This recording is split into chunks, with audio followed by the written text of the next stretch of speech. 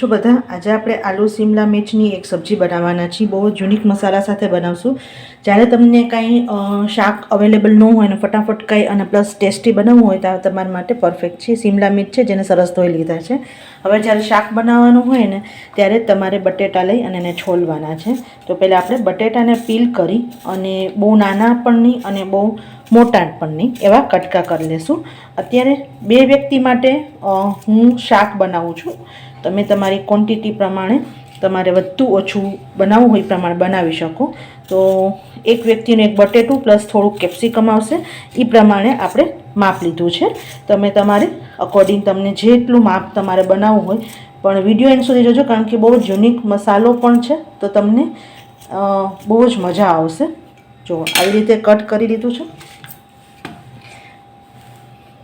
હવે આના બહુ મોટા પણ કટકા નથી કરવાના અને બહુ નાના પણ કટકા નથી કરવાના. જેવા તમે કેપ્સિકમના કરો એવા જ તમારે બટેટાના કરવાના રહેશે. તો આવી રીતે આપણે બધા બટેટાના પહેલાં કટકા કરી લઈશું.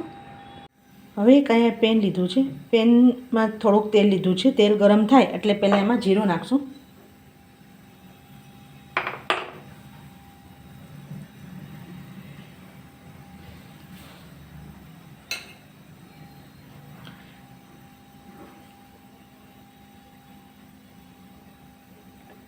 જીરું સરસ ક્રેકર થવા દેશું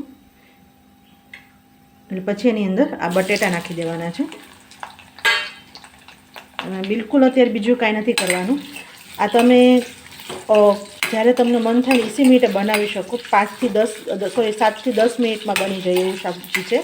અને હવે આને મીડિયમ ટુ ફ્લેમમાં એને તમારે આલુને પકાવવાના છે, વચ્ચે વચ્ચે હલાવવાના છે. સાઈડમાં આપણે હવે એક યુનિક મસાલો આપણે તૈયાર કરી લઈશું.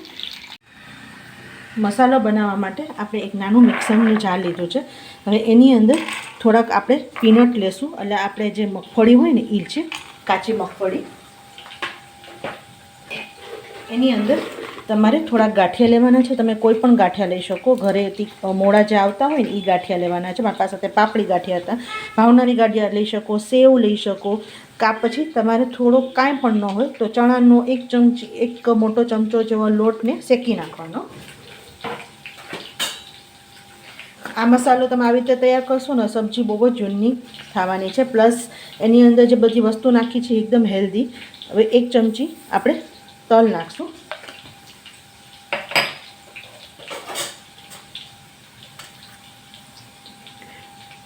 દોઢ ચમચી ધાણા જીરું નાખવાનું છે. 1 ચમચી મરચું નાખું છું. તમે તીખું જેટલું ખાતા હોય એ પ્રમાણે નાખવાનું છે. ચપટીક આપણે હિંગ નાખશું અને ચપટીક આપણે ગરમ મસાલો નાખી દઈશું અને આને સરસ આપણે ગ્રાઇન્ડ કરી લઈશું. મીનવાઇલ તમારે વચ્ચે તમારે જે બટેટા છે નીચે બેસી ન જાય એનું ધ્યાન રાખવાનું, વચ્ચે વચ્ચે હલાવતા રહેવાનું છે. જો તમારે છે ને બટેટા સરસ એકદમ જ્યારે 80-90% જ્યારે કૂક થવા આવે ને વચ્ચે વચ્ચે હલાવવાનું રહેશે. અને હવે એની અંદર આપણે હળદર નાખવાની છે અને એક મીડિયમ સાઇઝનું જે ટમેટું હોય ને એ અંદર આવી રીતે રફલી ચોપ કરેલું છે એ પણ અંદર નાખી દેવાનું છે. અને આને 1 મિનિટ માટે સરસ એમને ખુલ્લું ચડવા દેવાનું છે. જો આપણું હવે કેપ્સિકમ લાસ્ટમાં નાખવાનું છે. કેપ્સિકમ જ્યારે ઓવરકુક થઈ જાય ને તો જરાય ભાવતું નથી. અને કેપ્સિકમની ક્રન્ચીનેસ રહે ને એટલા માટે આપણે કેપ્સિકમ જ્યારે બટેટા ટોટલી ચડી જાય ને પછી જ નાખવાનું. અને હવે એની અંદર આપણે સ્વાદ પ્રમાણે મીઠું નાખશું. બીજો બધો મસાલો આપણે જ્યારે મસાલો તૈયાર કરેલો છે એના માટેનો સ્પેશિયલ ત્યારે એમાં બધું નાખી દીધું છે. એટલે હવે ખાલી આપણે મીઠું હળદર જ નાખવાનું છે. અને હવે જે આપણે મસાલો તૈયાર કરેલો ને એ બધો આમાં નાખી દેવાનો છે.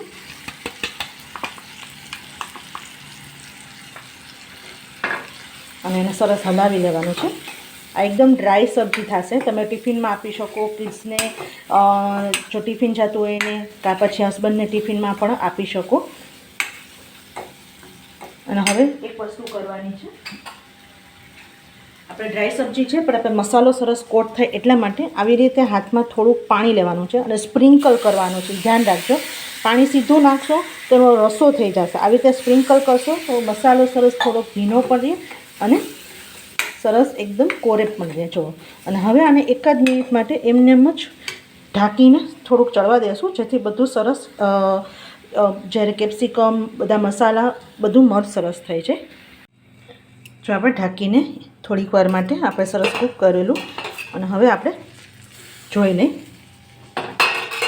અને ખાસ કરીને હું તમને બટેટા આપણે કૂક થયા છે કે નહીં, જો આરપાર એકદમ બટેટું થાય છે, કારણ કે આપણને જ્યારે આવી રીતે ખુલ્લું ચડ્યું હોય ને ત્યારે આપણને એમ થાય કે બટેટા સરસ કૂક નહીં થયા હોય. અને ફરીથી આવી રીતે તમારે હલાવી લેવાનું, એટલે કોરી સબ્જી રહેશે.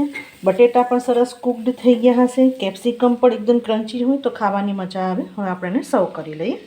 તો તૈયાર છે આપણે આલુ શિમલા મિર્ચની સબ્જી. કોઈ પણ જાતના તામઝામ વગર નવા મસાલા સાથે એકવાર ટ્રાય કરજો. ગમી હોય તો લાઈક, શેર, સબસ્ક્રાઈબ કરવાનું ભૂલતા નહીં. આવજો.